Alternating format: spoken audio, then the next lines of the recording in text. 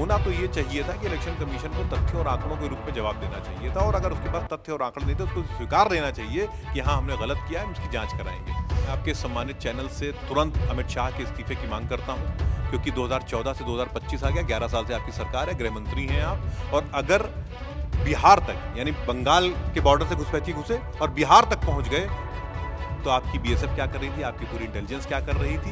पिछले 11 सालों में सिर्फ सपने दिखाए गए, कभी कहा गया बुलेट ट्रेन चला दी जाएगी, कभी कहा गया कुछ कर दिया जाएगा। असल में इस देश को बुलेट ट्रेन की जरूरत थी ही नहीं। इस देश को था कि जो व्यवस्था बनी हुई है उसे सुदृढ़ किया जाए, ट्रेनें टाइम पर आने लगे।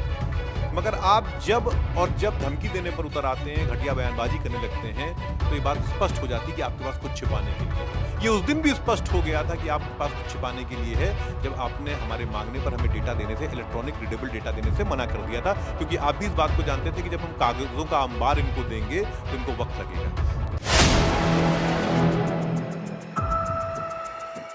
नमस्कार, मैं हयात अब्बास और आप देख रहे हैं 4 PM न्यूज़ नेटवर्क। आज कांग्रेस में एक प्रेस वार्ता होती है जिसमें स्वास्थ्य को लेकर सवाल उठाए हैं कांग्रेस ने, तो उसी पर चर्चा कर लेते हैं कि इसमें सर आप लोग क्या कुछ करने वाले हैं स्वास्थ्य सेवाओं को लेकर और क्या कुछ प्लान है कांग्रेस का? देखिए, 2 महत्वपूर्ण प्लान हैं। पहला प्लान तो ये है कि इस सरकार में स्वास्थ्य विभाग में भ्रष्टाचार व्याप्त है और सरकारी स्वास्थ्य सेवाएँ ध्वस्त हो चुकी हैं। विपक्ष के तौर पर हम इन मुद्दों को जनता तक ले जाएँगे। हम आवाज़ उठाएँगे कि साहब आपके यहाँ ये गलत है। झांसी मेडिकल कॉलेज की आग हो, या दम तोड़ते हुए लोग हों, या सड़क पर प्रसव करती हुई महिलाएँ हों, सब पब्लिक डोमेन में है, कुछ छुपा नहीं सोशल मीडिया के एज पे। हम इन कमियों को उजागर करेंगे और आपसे सवाल उठाएंगे कि क्यों ना आपके खिलाफ इस पर आंदोलन किया जाए। दूसरी बात, हम अपने सीमित संसाधनों में जितना कर सकते हैं, जैसे कल स्वर्गीय राजीव गांधी जी की जयंती है, सद्भावना दिवस के रूप में मनाई जाती है, हम स्वास्थ्य कैंप आयोजित करने वाले हैं कार्यालय में, और इसके बाद हम पूरे प्रदेश के 75 जनपदों में इस स्वास्थ्य कैंप को करेंगे। फ्री दवा वितरित करेंगे, जहाँ तक संभव हो पाएगा पैथोलॉजी की भी फ्री होगी, चश्मे वितरित किए जाएंगे, और कम से कम 17-18 डॉक्टर्स बैठेंगे यहाँ पर जो लोगों को मुफ्त में सलाह देंगे।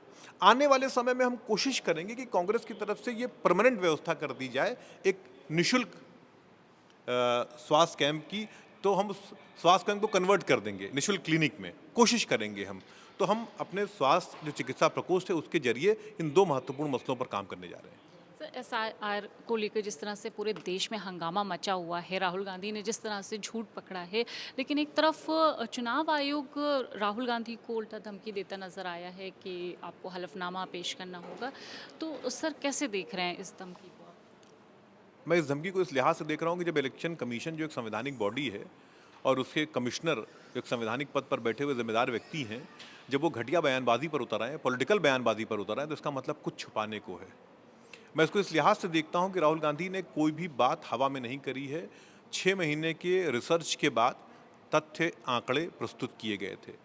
होना तो ये चाहिए था कि इलेक्शन कमीशन को तथ्यों और आंकड़ों के रूप में जवाब देना चाहिए था, और अगर उसके पास तथ्य और आंकड़े नहीं थे उसको स्वीकार लेना चाहिए कि हाँ हमने गलत किया है, हम इसकी जांच कराएंगे। मगर आप जब धमकी देने पर उतर आते हैं, घटिया बयानबाजी करने लगते हैं, तो ये बात स्पष्ट हो जाती है कि आपके पास कुछ छिपाने के लिए है। ये उस दिन भी स्पष्ट हो गया था कि आपके पास कुछ छिपाने के लिए है, जब आपने हमारे मांगने पर हमें डेटा देने से, इलेक्ट्रॉनिक रीडेबल डेटा देने से मना कर दिया था, क्योंकि आप भी इस बात को जानते थे कि जब हम कागजों का अंबार इनको देंगे तो इनको वक्त लगेगा। तो आप बात को टाल रहे थे। आप जननायक की जिद नहीं जानते। हमारी जिद देश के लिए, हमारी जिद संविधान के लिए है। तो आपने सोचा था कि 7-7 फीट ऊंचे कागजों के बंडल दे देंगे, ये लोग क्या कर पाएंगे। हमने उन कागजों में आपका बेईमानी आपकी पकड़ ली है। हमने एक कॉन्स्टिट्यूएंसी की पकड़ी है। आप इलेक्ट्रॉनिक रीडेबल डेटा दे दीजिए, हम पूरे के पूरे देश के सारे लोकसभा क्षेत्रों में आपकी बेईमानी पकड़कर आपके सामने रख देंगे।